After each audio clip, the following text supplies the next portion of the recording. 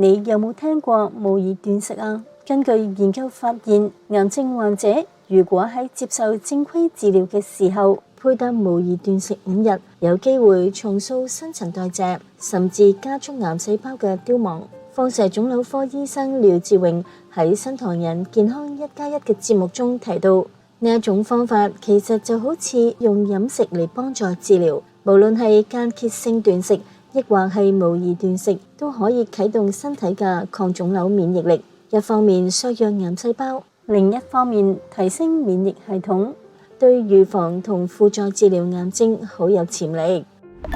提高免疫細胞嘅戰鬥力。其實癌細胞為咗快速咁生長，會大量消耗葡萄糖，並且透過無氧呼吸嚟掠奪能量，同時佢哋仲需要脂肪酸、氨基酸呢一啲養分。因此，透過微調飲食進行代謝重塑，就係一種可行嘅策略。雖然冇辦法完全阻斷癌細胞攝取糖分、脂肪酸同蛋白質，因為呢一啲亦都係正常細胞所需要嘅營養素，但係透過調整飲食嘅比例、內容同攝取嘅時間，可以協助身體激活防禦機制。廖志榮表示，正常細胞有個好厲害嘅功能叫做自噬。就係喺壓力環境底下，會開始清理廢物、清除老化細胞，仲能夠幫助細胞自我修復同抗氧化，尤其對增強免疫細胞嘅功能有益。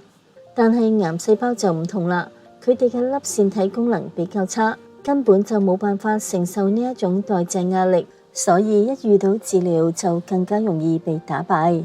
喺癌症發現期刊發表嘅一項臨床研究，揾到唔同類型嘅癌症患者喺治療嘅時候，為佢哋配搭5日嘅模擬斷食，結果發現佢哋嘅全身代謝發生顯著變化，抗癌免疫力被重塑，仲激活咗多個抗腫瘤免疫程序，亦都同病人嘅臨床改善有好大關係。咁到底咩係模擬斷食呢？廖志榮表示，模擬斷食並唔係完全禁食㗎，而係喺提供必須嘅營養素同熱量嘅基礎上，每日攝取較低熱量，大約就係500到600大卡，營造一個對身體細胞比較極端嘅環境。呢個時候可以激活正常細胞再生嘅能力，讓免疫細胞重新活躍起嚟。因為正常嘅細胞可以利用酮體同肝糖作為能量來源，維持正常嘅功能，而癌細胞就因為缺乏咗替代能量來源而冇辦法存活，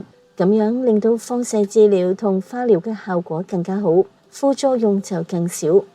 不過廖志榮提醒，呢一項研究仍然係處於第2期臨床試驗嘅階段，仍然需要更多第3期試驗嘅數據佐證。所以並唔建議癌症患者自行去嘗試，應該同專業嘅醫療團隊去討論評估。斷食法誘發自噬，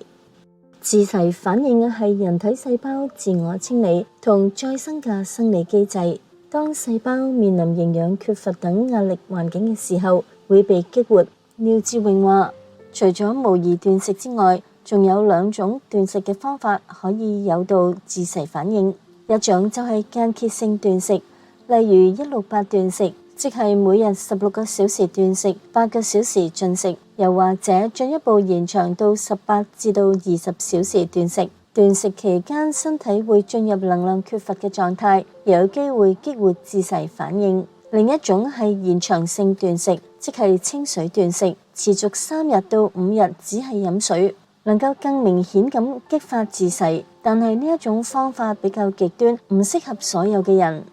廖志榮亦都分享咗佢自己進行間歇性斷食同模擬斷食嘅經驗。佢表示168斷食係比較容易操作。當感到飢餓嘅時候，佢一般會透過飲用無糖嘅咖啡、綠茶或者無糖嘅豆漿嚟緩解。而喺模擬斷食嘅時候，佢會選用經過科學搭配嘅代餐產品。廖志榮話，第一日將熱量攝取降到去600大卡之後，佢出現飢餓同疲勞感，主要係由於血糖下降，身體需要透過脂肪或者肝糖轉化能量，過程較為緩慢。當需要進行腦力或者體力活動嘅時候，會感到較為疲憊，因此需要大量補充水分以維持代謝。到咗第3日，佢嘅身體逐漸適應，並且因為水分減少同脂肪消耗，體重下降大約有2公斤。廖志榮話：第4日、第5日就需要更多嘅意志力嚟堅持，因為持續攝取低熱量嘅食物口感較為單調，類似於喺野外求生環境中度日。但係到咗第6日，當逐步恢復正常健康飲食嘅時候，體能亦都逐漸回復。剝奪天門冬酰胺能夠抗癌。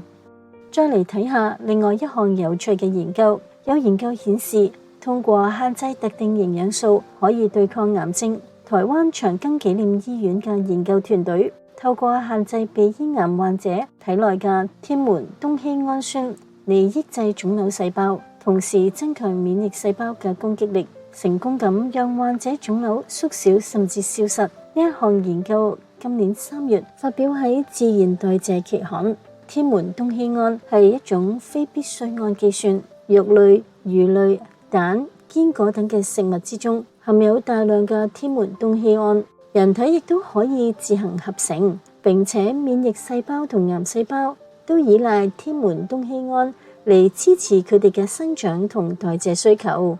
廖志榮分析上述研究嘅時候指出，限制天門冬酰胺一方面剝奪咗癌細胞嘅養分，抑制咗佢嘅作用能力；另一方面又活化咗免疫細胞，令到免疫細胞進行代謝重塑，轉向更高效嘅能量代謝途徑，能夠促進記憶型 T 細胞嘅生成，更加持久咁記憶腫瘤特性，進而協助毒殺型 T 細胞攻擊癌細胞。由於天門冬酰胺最早係從蘆筍中分離出嚟，因而有講法話食蘆筍會促進癌細胞增殖或者增強佢嘅存活能力，引起咗民眾嘅疑慮。廖志榮就話食物中嘅天門冬酰胺喺經過腸道消化之後，原本嘅形式已經唔存在，反而係人體內自行合成嘅天門冬酰胺，先至係對癌細胞同免疫細胞生長造成影響嘅來源。